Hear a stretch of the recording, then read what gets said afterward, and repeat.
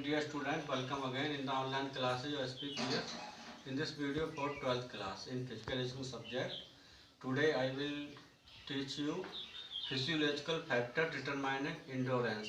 क्षमता को जो डिटरमाइन करता है वो शायद फिजिकोलॉजिकल फैक्टर आपको मैं बताने जा रहा हूँ. Endurance is another significant component. देखो एंडोरेंस एक दूसरा महत्वपूर्ण कंपोनेंट होता है फिजिकल फिटनेस का, विच डिटरमाइंस को डिटरमाइन किया जाता है by the following physiological factors के द्वारा. तो इसका फर्स्ट जो फैक्टर्स होता है वो होता है aerobic capacity, AEROBIC, aerobic capacity. हाँ, तो इसमें क्या लिखोगे, देखिए to perform an activity continuously, मतलब कि नीचे रखो थोड़ा, करने के लिए एक्टिविटी को लगातार एनर्जी रिक्वायर्ड, ऊर्जा की आवश्यकता पड़ती है बाय द मसल्स, मांसपेशियों द्वारा, विच कैन बी सप्लाइड, जिसकी पूर्ति की जा सकती है by the presence of oxygen की उपस्थिति से. देयरफॉर इसलिए the ability of the in organism, जो एबिलिटी होती है योग्यता उस व्यक्ति की to maintain adequate supply of O2 करने के लिए to the working muscles, for example aerobic capacity for energy liberation is important, महत्वपूर्ण होती है for endurance performance. The aerobic capacity depend on the following factor. देखिए एरोबिक कैपेसिटी होती है, इसमें भी फैक्टर्स होंगे. आपका नंबर ए में चलेगा ऑक्सीजन इंटैक्ट, ऑक्सीजन इंटैक्ट. तो इसमें क्या लिखोगे, देखिए it is the amount of oxygen, यह मात्रा होती है ऑक्सीजन की, विच कैन बी टेकन, जिससे लिया जा सकता है बाय द लंग्स, फेफड़ों द्वारा, फ्रॉम एटमॉस्फेयर, वातावरण से. If this amount is more, अगर यह मात्रा ज़्यादा होती है देन इट इज बेटर, तो ज़्यादा अच्छा होता है for achieving higher BO2 mass, body mass index. The oxygen intake, जो ऑक्सीजन इंटैक्स होती है डिपेंड, निर्भर रहती है ऑन द वाइटल कैपेसिटी, जो महत्वपूर्ण क्षमताएं होती हैं, विच फर्दर डिपेंड, जो आगे डिपेंड होती हैं ऑन द लंग साइज के ऊपर, number of active alveoli, strength of the respiratory muscles, size of the chest cavity etc. Oxygen intakes is not a limited factor. Oxygen intact एक सीमित तथ्य नहीं होता for endurance performance in a healthy sport person में. इसमें B types होगा आपका oxygen transport, oxygen transport. इसमें लिखोगे द अमाउंट ऑफ ऑक्सीजन, जो मात्रा होती है ऑक्सीजन की, टेकिंग इनटू द ब्लड, जो खून में ली जाती है, फ्रॉम लंग्स, फेफड़ों से, हैज टू बी ट्रांसपोर्ट, उसे ट्रांसपोर्ट करना पड़ता है टू द वर्किंग मसल्स के लिए. दी ऑक्सीजन ट्रांसपोर्ट डिपेंड्स, ये निर्भर रहता on the amount of the oxygen, उस ऑक्सीजन मात्रा पर which the blood has absorb, जो खून ऑब्जॉर्ब कर लेता फ्रॉम द लंग, फेफड़ों से, एंड द एबिलिटी और योग्यता होती है of the circulatory system to carry this quickly, इसको जल्दी ले जाने के to the working muscles.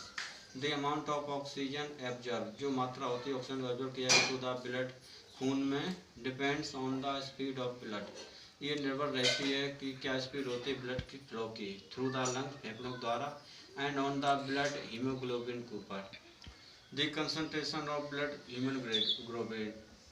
Haemoglobin, जो कंसंट्रेशन होता है ब्लड हीमोग्लोबिन का, विच इज अबाउट 14 to 15%, जो होता है लगभग 14 से 15% इन स्पोर्ट पर्सन में, कैन नॉट बी इनहांस, इसे बढ़ाया नहीं जा सकता बाई ट्रेनिंग के द्वारा. The transportation of oxygenated blood depend, निर्भर रहता on the capacity of the heart, capacity क्षमता पर हृदय की.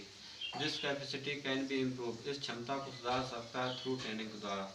कॉन्सिक्वेंटली, परिणाम स्वरूप, देयर इज एन इंक्रीज, बढ़ोतरी हो जाती है इन द एरोबिक कैपेसिटी में. इसका सी फैक्टर्स होगा आपका ऑक्सीजन अपटैक, ऑक्सीजन अपटैक. तो इसमें लिखोगे the amount of oxygen, oxygen की मात्रा विच कैन बी ऑब्जर्व, इसे ऑब्जर्व किया जाता है consumed by the working muscle द्वारा, फ्रॉम द ब्लड, खून से, इस कार्ड ऑक्सीजन अपटैक, उसे ऑक्सीजन अपटैक कहा जाता है. द ऑक्सीजन अपटैक डिपेंड्स, ये निर्भर रहता on the rate of diffusion, क्या दर होती है डिफ्यूजन की, विच इज फर्दर डिटरमाइंड, जिसे आगे डिटरमाइन किया जाता है by the speed of blood flow, temperature and partial pressure of oxygen in the blood end of carbon dioxide in the muscle cells.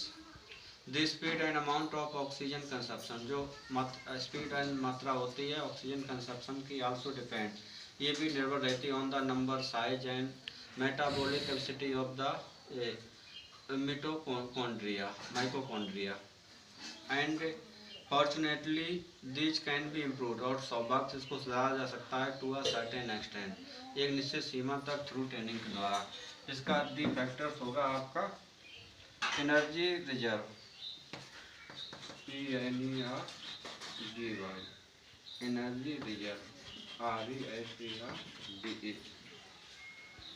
इसमें क्या लिखोगे, देखिए the aerobic capacity also depending, निर्भर रहती है upon the availability of the fuel के ability to the muscle from which, जिससे energy जो ऊर्जा होती है for the activity is derived, for the activity के ड्रीव होता है टेकन ली जाती है। देयरफॉरली द एरोबिक कैपेसिटी डिपेंड्स, निर्भर रहती है upon the muscles glycogen and sugar levels in the blood में। If the muscles glycogen level falls below, ये नीचे गिर जाता है सर्टेन लेवल पे, देन तब फैटिग अगर थकावट होती है, और लॉन्ग ड्यूरेशन एक्टिविटी, लंबे समय की एक्टिविटी के लिए दी muscles glycogen and liver ग्लूकोजिन reserve, ये बदल जाता है, आर इम्पोर्टेंट, ये बहुत महत्वपूर्ण होते हैं in extraordinary long duration activity, असाधारण लंबे समय की एक्टिविटी में। Fats can also be use, वसे को भी यूज किया जा सकता है एज एन एनर्जी सोर्स रूप में।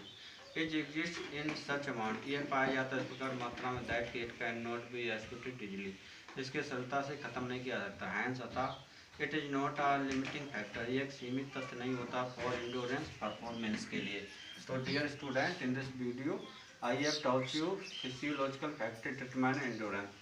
मैंने फर्स्ट में एरोबिक कैपेसिटी बताया, इसके 4 फैक्टर्स होते हैं, oxygen intake, oxygen transport, oxygen uptake and energy reserves, which you will write in your fair copy.